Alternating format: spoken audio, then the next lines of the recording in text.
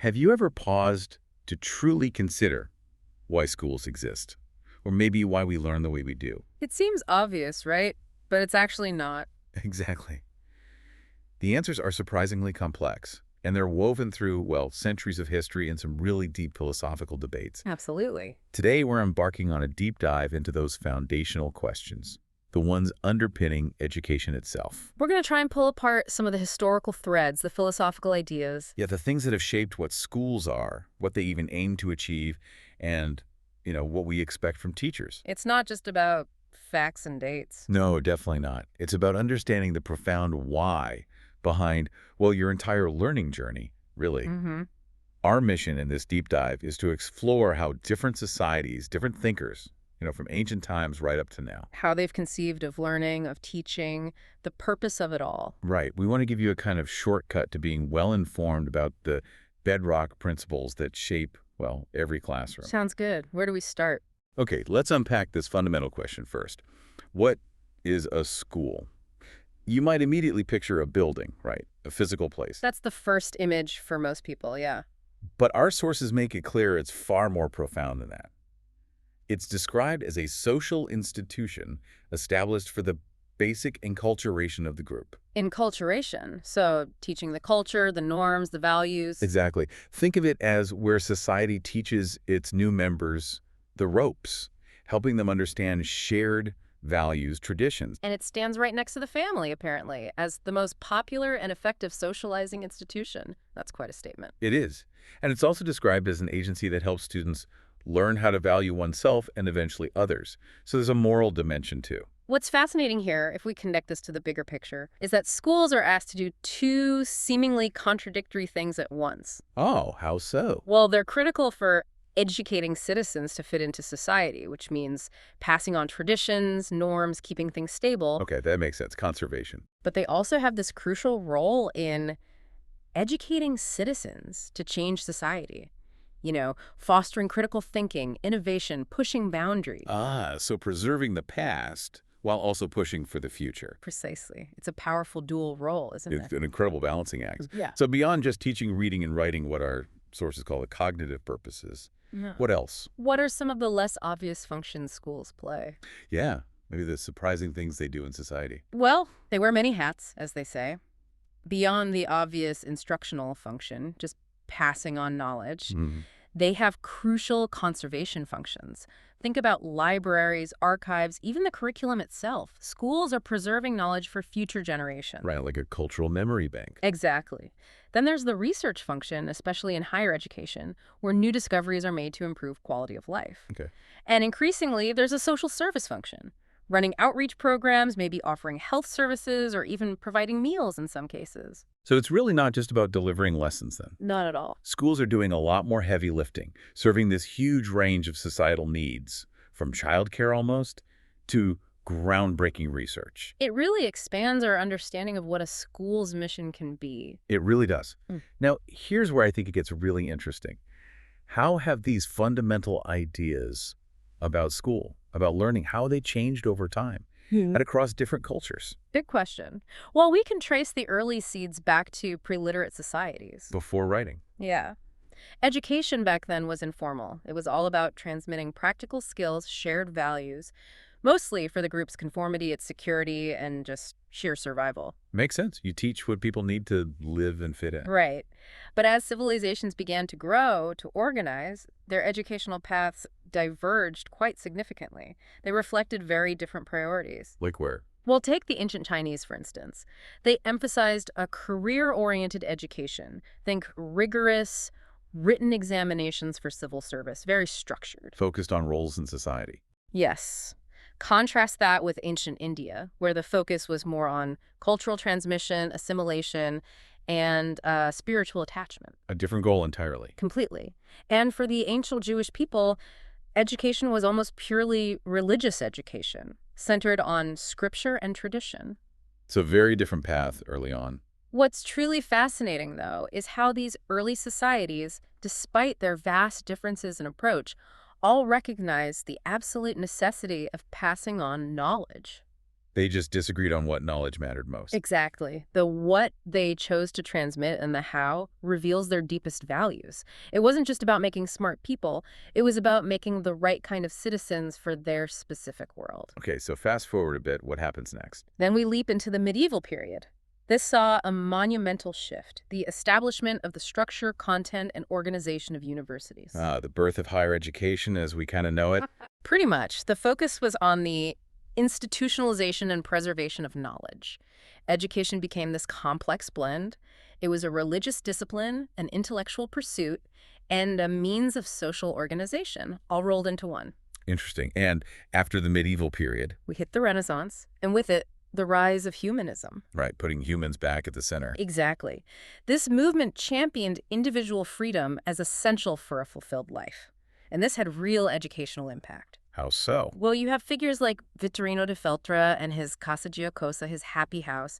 He actually used games to educate young boys, not just rote memorization. Games in the 14th, 15th century. Yeah. And Desiderius Erasmus even argued against corporal punishment. Wow. Imagine learning through games. No physical punishments. That must have seemed radical. Absolutely radical for the time. It really put the individual's experience at the forefront. Okay, now let's bring it closer to maybe a specific context. The Philippines offers a really unique journey, right? It shows how external influences can dramatically reshape education. It really does. Before the Spanish arrived, the methods were described as tell me, show me, focused on observation, imitation, preserving history and tradition orally and practically. Okay, very hands-on. Then, under Spanish rule, it became almost purely religious, focused on rote memorization, really aimed at Christianizing the population. A total shift. Right. And then another big shift with the The Americans. huge one. The American period aimed for something entirely different. Education that was universal and free for all, regardless of sex, age, religion, and social status. That's a massive change in philosophy. Immense. And using English as a common language, bringing in the famous Thomasites, those American teachers who came to establish this new, widespread system. So this specific example really highlights a crucial point. These historical shifts weren't just about changing rulers. No, not at all. They were about changing the very fabric of what a Filipino citizen should be and how they should learn. Exactly. And it raises an important question for all of us, wherever we are. How much of our current educational system still reflects these historical layers, these influences, often without us even realizing it? That's a powerful thought. Okay, now let's get to the real deep dive part, the philosophical ideas that truly shape our classrooms today. The blueprints, essentially. Yeah. What is philosophy actually trying to do for education? It can seem abstract. Well, philosophy, from the Greek love of wisdom, it seeks to answer those really fundamental questions about knowledge, truth, existence. The big stuff. The big stuff. In education, it acts as reflective thinking that strives to formulate goals, norms, or standards. Its purpose is guiding human thinking and conduct. Basically, it sets the ultimate aim, the direction for learning. Got it. And you mentioned different approaches earlier, Yeah. like East versus West. Yes, and if we connect this to the bigger picture, you see a significant clash of worldviews, maybe, or just different perspectives when we compare Eastern and Western thought. How do they differ generally? Eastern philosophy often sees time in a cyclical manner. It tends to rely more heavily on intuition and mysticism, and the distinction between religion and philosophy is often less important. Can you give examples? Sure. Think of Hinduism's concept of the divinity of soul, or Buddhism's Four Noble Truths, an eightfold path leading to nirvana, or Confucianism's focus on central harmony and Ren, that idea of benevolent virtue shaping societal roles and relationships. Okay, so interconnectedness, inner paths, harmony. Generally speaking, yes. Western thought, by contrast, tends to lean more heavily on logic and science. There's often a clearer dichotomy of religion and philosophy, and time is usually perceived as linear moving forward. More about dissecting, understanding, maybe mastering the external world through reason. That's often the emphasis, yes. It's a huge difference in worldview. One often focused on finding inner peace and societal harmony, the other often on analyzing and mastering the external world. So let's explore some of these Western schools of thought and their educational manifestos. Where should we start? Let's start with the classics. Idealism, championed by figures like Plato, Socrates. Okay, what's the core idea? For idealists, reality exists in ideas independent of sense and experience. The ultimate reality is mental or spiritual. So the physical world isn't the real world. Not the ultimate reality, no. So the goal of education becomes the search for true ideas. It's about achieving a superior life, a life of virtues, by accessing these perfect ideas. And the teacher's role. The teacher is seen as the ideal or personification of reality, a kind of moral guide leading students to discover these universal inherent truths that are already sort of residing within the mind. And the curriculum reflects that. Yes, it's very subject matter or content focused, particularly on subjects that deal with abstract thought, like philosophy, mathematics, literature. Okay, so if idealism pointed us inward, looking for truth in the mind, what's next? Well, realism kind of swung the pendulum the other way. I think Aristotle, much later John Locke. How do they see things? For realists, education should be concerned with the actualities of life. It should prepare for its concrete duties. Reality exists independently of our minds. So focus on the tangible world. Exactly. Knowledge is acquired from sources independent of the mind through observation, through the senses, through reason applied to the physical world. What's the educational goal then? The goal is complete knowledge and understanding of human society and the natural world, studying systematically organized subject matter disciplines like math, science, history. And John Locke's famous idea fits here, right? The tabula rasa. Perfectly. The idea of the learner's mind as a blank slate and its experience interaction with the real world that fills that slate. So idealism is about discovering inherent truths. Realism is about observing and understanding the world as it is. A clear contrast. A very classic tension in philosophy and education. Are we looking inward for truth or outward to the world? But then things get more dynamic, right? Oh. What about pragmatism? Yes, pragmatism, heavily influenced by John Dewey. This is a major shift. How so? Pragmatists essentially say change is the essence of reality. Things aren't fixed. Okay. So what does that mean for knowing things? Well, the meaning or truth of an idea for a pragmatist is determined by the consequences of its test or practice. Does it work? Is it useful? Practical results matter most. Exactly. So the goal of education becomes the continuous reconstruction of experiences. It's about effective experiencing with social efficiency. And this is where learning by doing comes in. Precisely. The famous learning by doing dictum. The curriculum becomes child-centered and experience-based learning. It's education as a dynamic process of problem solving. Less about just knowing stuff, more about what you can do with it. You got it. A really influential idea, especially in American education. Okay, from problem solving to individual freedom. What about existentialism? Right. Thinkers like Soren Kierkegaard, Jean-Paul Sartre, this philosophy really emphasizes the uniqueness and freedom of the individual person. The core idea being? Existence precedes essence, which means we are born, we exist first, and then we define ourselves, create our own meaning through our choices. There's no preordained purpose. Wow. So how does that translate to education? The educational goal is to fully consider the child's facticity. That's their unique circumstances, their background, everything that makes them them, and provide opportunities for making choices. Choices are key. Absolutely. And fostering an awareness of consequence, encouraging introspection and self-analysis. So this sounds like education should be all about you discovering your path, creating your meaning, not following some prescribed route. That's the heart of it. Very focused on individual authenticity and responsibility. That sounds quite different from the next one on our list. Essentialism. It really is. Essentialism, advocated by people like William Bagley and Arthur Bestor, swings back towards a more traditional view. In what way? It focuses on teaching basic skills and emphasizes the preservation and transmission of the basic elements of human culture. Back to basics. You could say that. The goal is to instill all students with the most essential or basic academic knowledge and skills and character development. There's a belief in a core body of knowledge everyone needs. So the curriculum would be? Firmly centered on the 3 R's, reading, writing, arithmetic, along with subjects like history, science, math, language. The essentials. So this perspective argues there's a fundamental core knowledge every educated person needs, regardless of their individual preferences or desire for self-discovery. Exactly. It stands in pretty stark contrast to the more child-centered approaches of pragmatism and existentialism. It values rigor and mastery of fundamental subjects. Okay, one more major one, progressivism. Oh. We heard Dewey's name with pragmatism. Yes, and Dewey is central here too, along with figures like Francis Parker.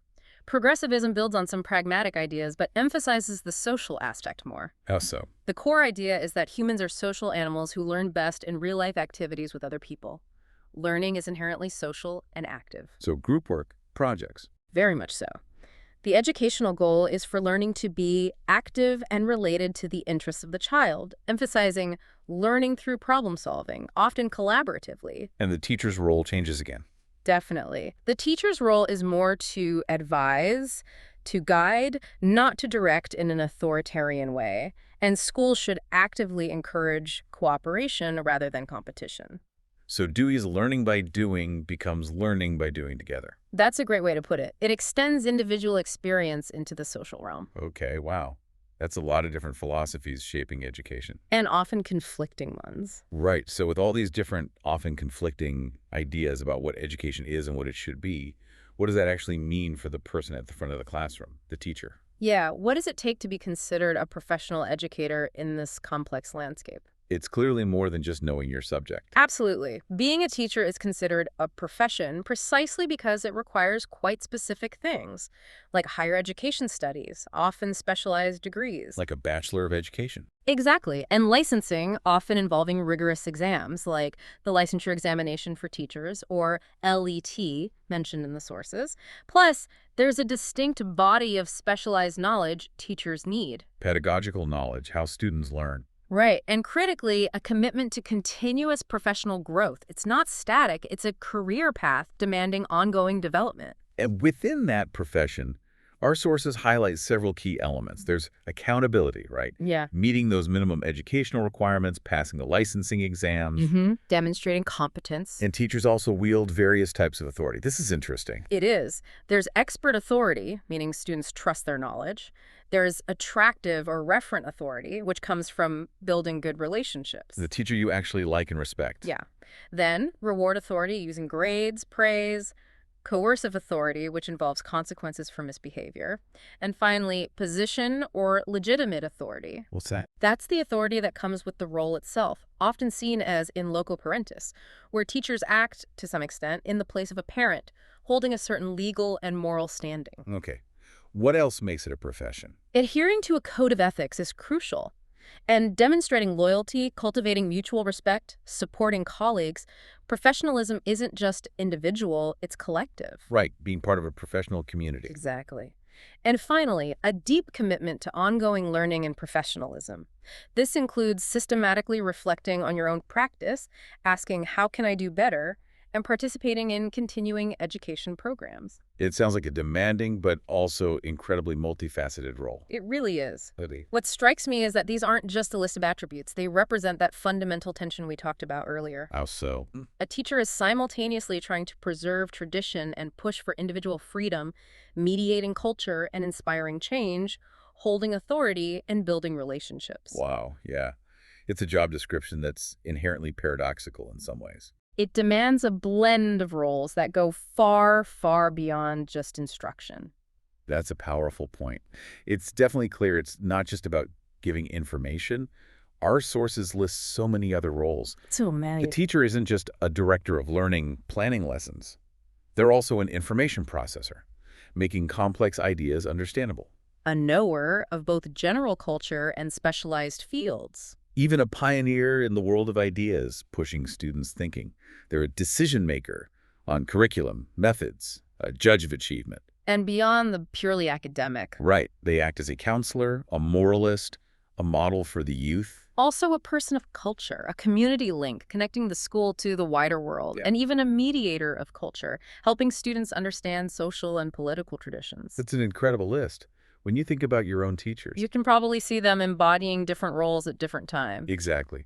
Which of these roles did they embody most strongly? And how might that have been influenced by their own underlying educational philosophy, whether they were conscious of it or not? It's fascinating to consider those layers of influence shaping every classroom interaction. Wow, what a journey we've taken.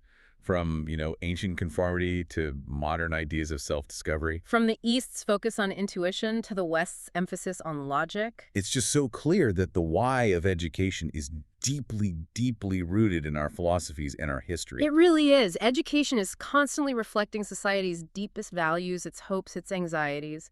In understanding these foundations, these different philosophies and historical paths, it really reveals that there's no single easy answer. No universally agreed upon answer to what education should be. It's a constant negotiation, isn't it? Between preserving the past, addressing present needs, and trying to prepare for a future we can't even fully imagine. That constant balancing act again. Exactly. And these discussions, these shifts throughout history, they aren't just academic exercises. They actively shape the learning experiences of every student in every classroom every single day. So, knowing that education has always been shaped by these underlying beliefs about human nature, about society, about knowledge itself, what do you listening think? What do you think is the most important purpose of education in today's rapidly changing world? And why? Yeah, what philosophical lens resonates most with your vision for the future of learning? Something to think about. Definitely something to mull over.